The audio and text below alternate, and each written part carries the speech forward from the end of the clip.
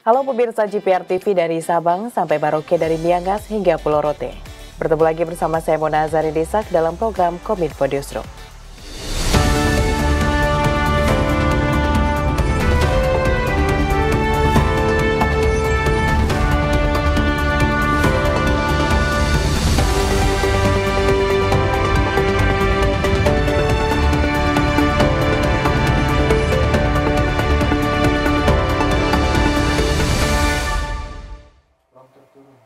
Pemirsa, kita ke informasi pertama. Presiden Joko Widodo meresmikan jalan tol Pekanbaru Padang, ruas Bangkinang Pangkalan, Koto Kampar, Provinsi Riau.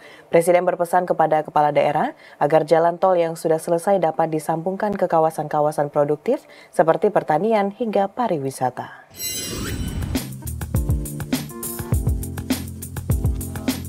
Hari ini Presiden Joko Widodo melakukan kunjungan kerja ke Provinsi Riau untuk meresmikan sejumlah infrastruktur. Setelah mendarat di Bandara Internasional Sultan Syarif Qasim II, Kota Pekanbaru, Provinsi Riau, Presiden dan rombongan langsung menuju gerbang tol 13 Koto Kampar, Kabupaten Kampar. Presiden diagendakan untuk meresmikan jalan tol Pekanbaru Padang, ruas Bangkinang Pangkalan, seksi Bangkinang 13 Koto Kampar, serta meresmikan pelaksanaan Impres Jalan Daerah di Provinsi Riau. Dalam sambutannya pada acara peresmian, jalan tol tersebut merupakan sirip dari tol Trans Sumatera yang diharapkan setiap tahun akan terus tersambung dari Pekanbaru sampai ke Padang. Presiden juga menyampaikan bahwa berkaitan dengan Impres Jalan Daerah Provinsi Riau telah selesai dibangun dan diperbaiki sebanyak 10 ruas jalan sepanjang 63 km dengan anggaran mencapai 369 miliar rupiah. Saya titip kepada Gubernur, Bupati, dan Wali Kota yang hadir agar jalan tol yang telah selesai ini direncanakan, didesain untuk disambungkan ke kawasan produktif, baik itu kawasan pertanian, kawasan perkebunan, kawasan pariwisata, sehingga betul-betul real ada manfaatnya bagi rakyat, bagi pertumbuhan ekonomi daerah, dan juga mobilitas orang, mobilitas barang itu betul-betul bisa lebih cepat lagi, sehingga kita bisa bersaing dengan negara-negara lain di dunia. Bertolak ke Kota Lubuk Linggau, Provinsi Sumatera Selatan, Presiden Joko Widodo meninjau gudang Bulog di Kota Lubuk Linggau. Inspeksi Presiden ke gudang Bulog Kota Lubuk Linggau ini untuk memastikan keberlanjutan distribusi bantuan pangan bagi masyarakat penerima manfaat. Presiden Joko Widodo lakukan kunjungan kerja ke Kota Lubuk Linggau, Provinsi Sumatera Selatan. Dalam kunjungan kerjanya, Presiden mengunjungi gudang Bulog Kota Lubuk Linggau untuk memastikan kelanjutan distribusi bantuan pangan bagi masyarakat penerima manfaat. Kelanjutan distribusi bantuan pangan menunjukkan komitmen pemerintah dalam memastikan ketersediaan pangan bagi masyarakat yang membutuhkan. Dalam sambutannya, Presiden tidak hanya memastikan keberlanjutan distribusi bantuan pangan, namun juga memastikan kualitas beras yang dibagikan ke masyarakat adalah beras premium. Masyarakat yang puas akan distribusi dan kualitas beras didilai Presiden bahwa distribusi bantuan pangan berjalan dengan baik. Sementara itu, putusan untuk melanjutkan distribusi akan diumumkan pada pertengahan bulan Juni bergantung pada ketersediaan anggaran APBN. Lanjut. Gini, jadi nanti saya akan lihat yang namanya fiskal anggaran APBN. Nanti bulan Juni akan saya umumkan, tapi kelihatannya bisa dilanjutkan.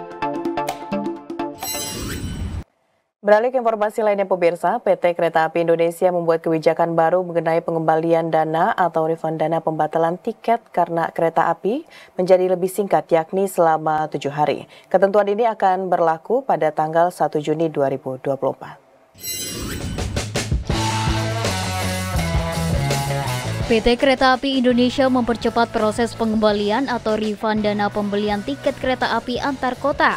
Kebijakan baru ini mulai berlaku per 1 Juni 2024. Berdasarkan kebijakan ini, pengembalian dana akan dilakukan paling lambat dalam waktu 7 hari setelah tanggal pembatalan.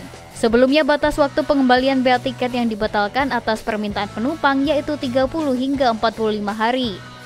Guna memudahkan proses pengembalian dana, KAI menyediakan beberapa metode. Dana bisa dikembalikan melalui transfer ke rekening bank atau e-wallet penumpang. Langkah ini bisa memberikan kemudahan dan kecepatan bagi penumpang yang menggunakan layanan perbankan atau dompet digital. Sedangkan bagi penumpang yang belum memiliki rekening bank atau e-wallet, KAI juga menawarkan solusi sementara berupa pengembalian dana secara tunai. Pengembalian tunai ini dapat dilakukan di stasiun-stasiun tertentu yang telah ditetapkan oleh KAI pada 7 hari setelah tanggal pembatalan. Selain itu, KAI juga mengatur pengembalian dana untuk KA perkotaan yang dikelola oleh KAI induk atau bukan anak perusahaan. Pengembalian dana dilakukan secara tunai pada 7 hari setelah tanggal pembatalan. Langkah ini diambil untuk memastikan bahwa semua penumpang, baik pengguna KA antar kota maupun KA perkotaan, mendapatkan layanan yang cepat dan efisien. Sementara itu, proses pembatalan tiket dapat dilakukan melalui aplikasi Akses by KAI dan loket stasiun yang melayani pembatalan tiket dengan biaya administrasi sebesar 25% per tiket yang dibatalkan. Penumpang dapat membatalkan tiket di Akses by KAI selambatnya 2 jam sebelum keberangkatan kereta api atau di loket stasiun selambatnya 30 menit sebelum keberangkatan kereta api. Direktur Jenderal Perkeretaapian Kementerian Perhubungan menyatakan tarif normal LRT Jabodebek diterapkan secara normal mulai terdekat Rp5.000 hingga Rp20.000. Penerapan tarif normal ini menyusul masa berakhirnya tarif promo LRT Jabodebek pada 31 Mei 2024.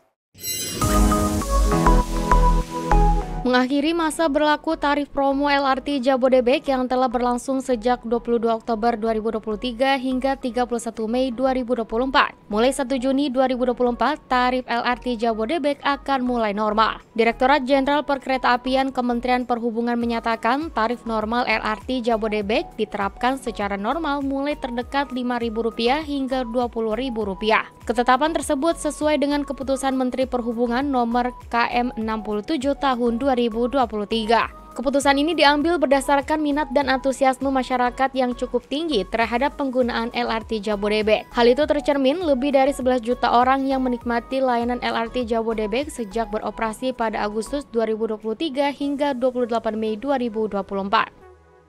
Meskipun tarif promo berakhir, DJKA tetap memberlakukan tarif maksimal yang sama, yakni Rp10.000 pada hari kerja di luar jam sibuk dan akhir pekan serta libur nasional dan sebesar Rp20.000 pada hari kerja di jam sibuk. Rizal menerangkan pada Senin sampai dengan Jumat di luar libur nasional dan jam sibuk yakni pukul 6 sampai dengan 8:59 waktu Indonesia Barat dan pukul 16 sampai dengan 19:59 waktu Indonesia Barat.